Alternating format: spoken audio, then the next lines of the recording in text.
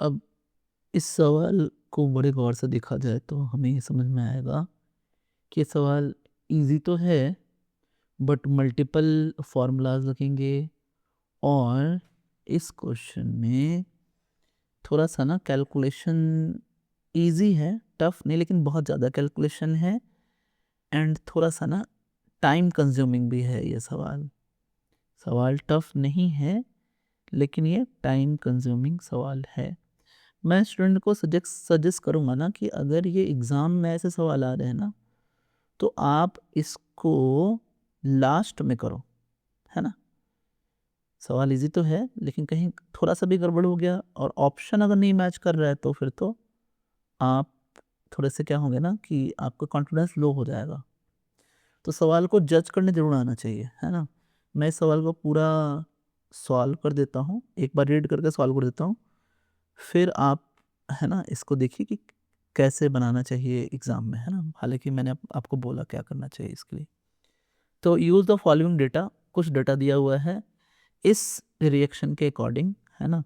So A2 reacts with B2 gas gives to AB 1 mole of each A2B2 are taken in 1 liter closed container flask and allowed to establish the equilibrium at 500 Kelvin। ठीक है, बहुत बढ़िया। Now use the following data.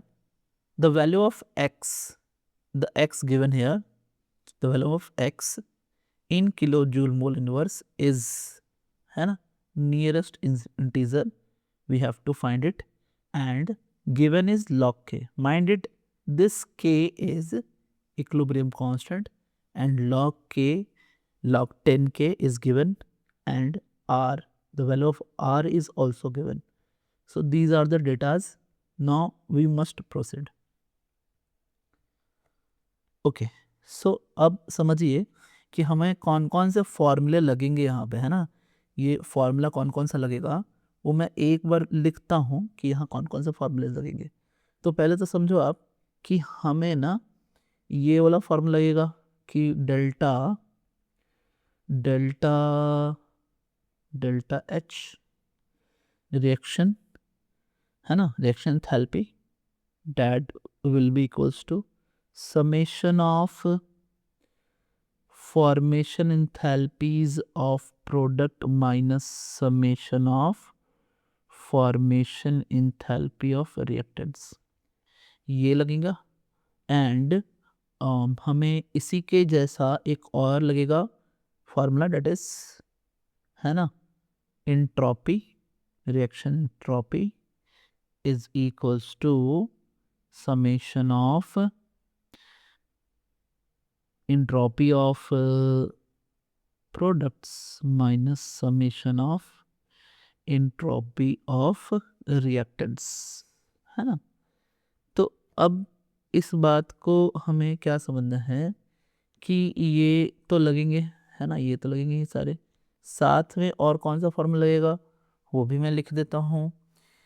अब हमें ना एक तो लगेगा ये delta G is equals to delta H minus T del S, and साथ में ये भी कि delta ji standard is equals to minus R T L N K, जिसको हम चेंज करेंगे क्योंकि एल एन के की वैल्यू तो गिवन नहीं है। तो delta G standard is equals to minus 2.303 R T log K, इसी लॉग की वैल्यू दी हुई है। अब एक बार इक्वेशन लिख लेते हैं ना, आइए इक्वेशन लिखते हैं, है ना। इक्वेशन क्या है? सो इक्वेशन को लिखते समय हम इस तरह से लिखते हैं कि हमारे पास है A2 गैस है और इसकी रिएक्शन हो रही है B2 गैस के साथ, और हमें दे रहा है ये 2AB 2AB गैस, है ना। हमें ये दे रहा है 2AB गैस, ठीक है। अब समझिए कि मैं पहले ना डेल्टा एच निकाल लेता हूँ और ये रिएक्शन की एंथैल्पी है। और मैं कैसे लिखूँगा, फार्मूला तो मैंने लिख ही दिया है। मैं यहाँ लिखूँगा कि प्रोडक्ट में से मैं रिएक्टेंट के एंथैल्पीज़ को माइनस करूँगा, तो यहाँ तो क्योंकि यहाँ 2 है तो अब मैं अज्यूम करता हूँ कि आपको आता होगा, तो मैं लिखता हूँ 2 into formation enthalpy of AB minus formation enthalpy of A2 plus formation enthalpy of B2। ठीक है, एंड नाउ आप इसको क्या करें कि सारे वैल्यूज रखें जो दी हुई हैं।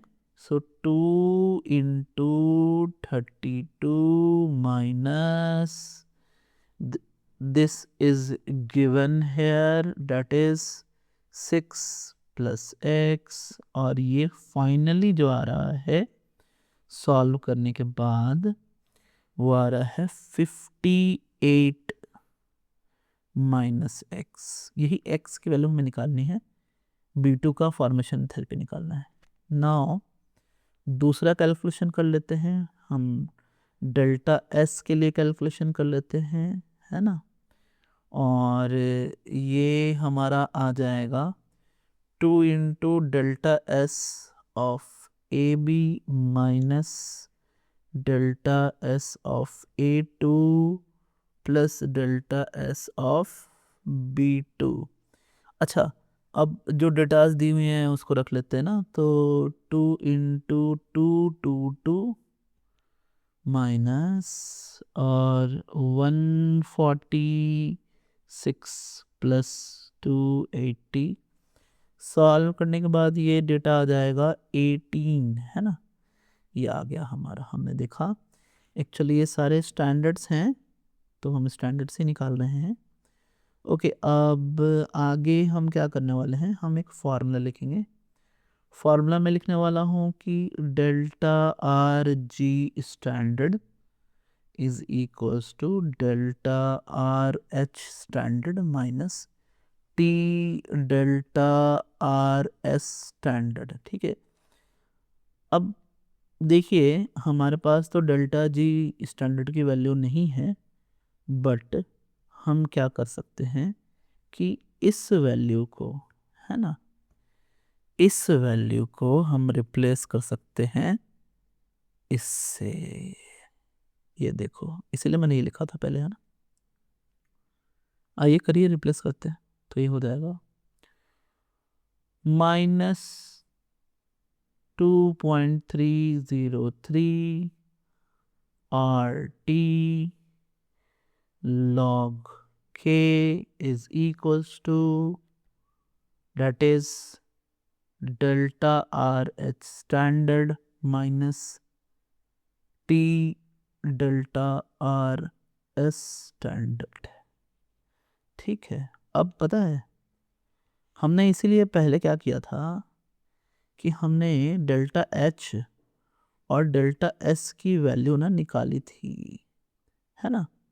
हमने वो वैल्यू निकाली थी, तो करना कुछ नहीं है। अब तो हमें बस वो डेल्टा एच की जो वैल्यू है उसको रखना है, और जो वैल्यू डेल्टा एस की है उसको रखना है।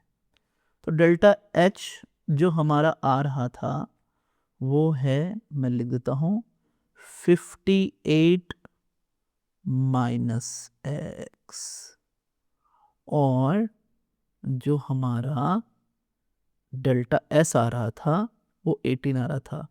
Temperature also given and the temperature is 500। Now ये है 500, ये हमारा डेल्टा एच स्टैंडर्ड, और इसमें मल्टीप्लाई कर रहे हैं 18 को। हाँ जी, नाउ अब आप गौर से देखें, इस वैल्यू को हम फिर से यहाँ लिखते हैं, that is -2.303 and R T log K. अब आप ये बात समझेंगे कि log k की वैल्यू गिवन है। ओके, सो log k की जो वैल्यू है वो है 2.2।